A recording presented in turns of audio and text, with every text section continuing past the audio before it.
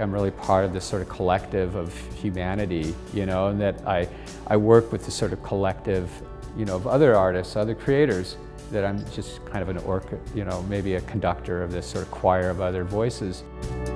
And I think with the Times, you know, it's also this other collective of people, you know, and it's this sort of endeavor that's this sort of hive of editors and photographers and writers that come together to make this thing. And in a funny way, I sort of feel like when I entered into the Times, I'm like just, you know, another editor in this kind of hive of humanity.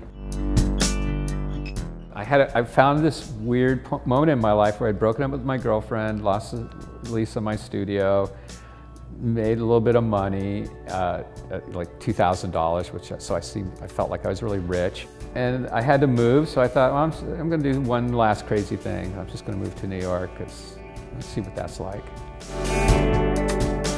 And you know, New York is such a beautifully constructed city. You know, if you love humanity and you love culture, which I also love, you know, New York is the best city in America to live in.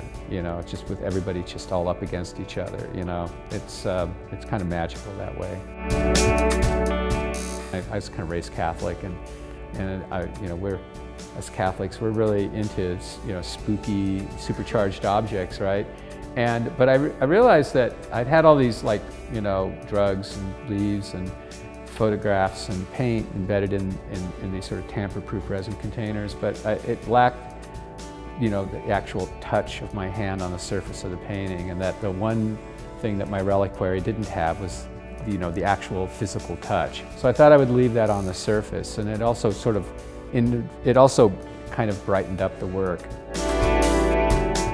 One of the reasons why maybe I'm sort of like interested in the media, because it kind of already relates to my practice, and it's also part of my daily life, because I get it. I still get the print media every morning. I still read it. It's just like, you know, it's just part of my ritual, you know. Do my email, read the Times, drink my coffee, you know.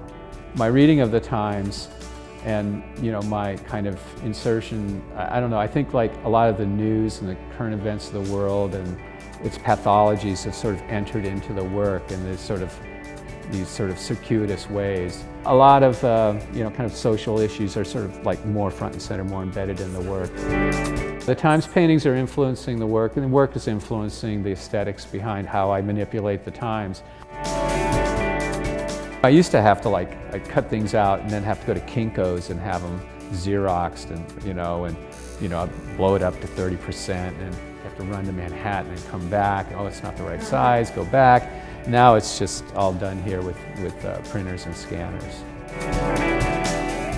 I do photograms, I have a dark room, and those materials are also really hard to find. You know, print photography is also going away, you know. So maybe I'm interested in these things that are like rapidly going into obsolescence.